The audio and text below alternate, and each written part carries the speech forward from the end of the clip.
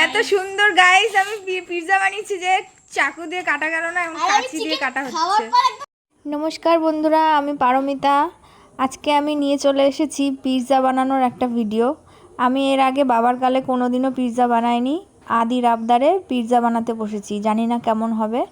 আমি এর আগে দুপুরবেলা পিৎজার ডোটাকে বানিয়ে রেখেছিলাম। আমার ঘরে ইস্ট কিছুই ছিল না, আমার ঘরে ছিল আটা, আর সেটা দিয়ে আমি ডোটাকে বানিয়েছিলাম। একটা ডিম আর রিফাইন্ড তেল ফাটিয়ে নিয়েছিলাম, তারপরে সেটার মধ্যে আটা দিয়ে সুন্দর করে মেখে আমি প্রায় 2 ঘন্টা মতো ঢেকে রেস্টে রেখে দিয়েছিলাম। আর এর মধ্যে আপনারা দেখতেই পেলেন চিকেন পিৎজা বানাবো, তাই চিকেনটাকে আদা রসুন গ্রেট করে সেটাকে সুন্দর করে ভেজে নিয়েছিলাম। তার আগে যদিও একটুখানি ম্যারিনেট করে রেখেছিলাম চিকেনটাকে, আর তারপরে পিৎজার যে সসটা, সেই সসটা আমি বানিয়ে নিয়েছিলাম। সমস্তটাই ইউটিউবে ভিডিও দেখেই বানিয়েছি। আর তারপরে দেখুন, যেই ট্রেটার মধ্যে আমি পিৎজাটাকে রাখবো সেটার মধ্যে একটুখানি বাটার লাগানোর কথা ছিল, সেটা আমি ভুলে গিয়েছিলাম। জীবনে প্রথমবার পিৎজা বানাচ্ছি, ভুলে যাওয়াটা স্বাভাবিক।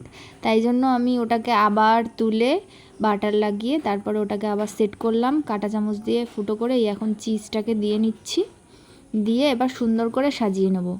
কেমন হবে জানি না, ছেলের আবদারে বানাতে তো বসছি, দেখা যাক এখন শেষ পর্যন্ত কি হয়। আপনারা কারা কারা এর আগে বাড়িতে পিৎজা বানিয়েছেন আমাকে কমেন্টে জানাতে পারেন। আমি এই পিৎজাটা বেক করার জন্য কড়াইতে নুন দিয়ে, যেমন করে কেক বেক করা হয় সেরকমভাবে বেক করতে দিয়েছিলাম। পিৎজার বেসটা একটু মোটা হয়, একটু টাইমটা বেশি লেগেছিল, বাট খেতে কিন্তু খুব ভালোই হয়েছিল। এবার দেখুন রিভিউটা।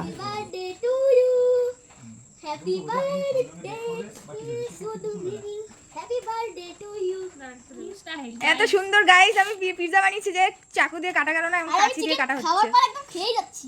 এবার নে কেউ একজন টেস্ট করে বল, রিভিউটা দে ভাই। বাহ,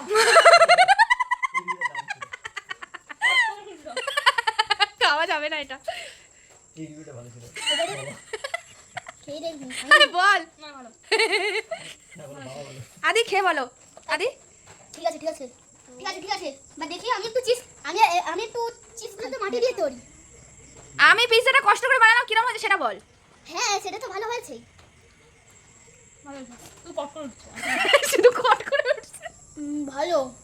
আরে চিবা তো আগে বল। দারুন, এমন পিৎজা আমি জীবনেও খাইনি। প্রশংসা নাকি নিন্দা বুঝতে পারছি না।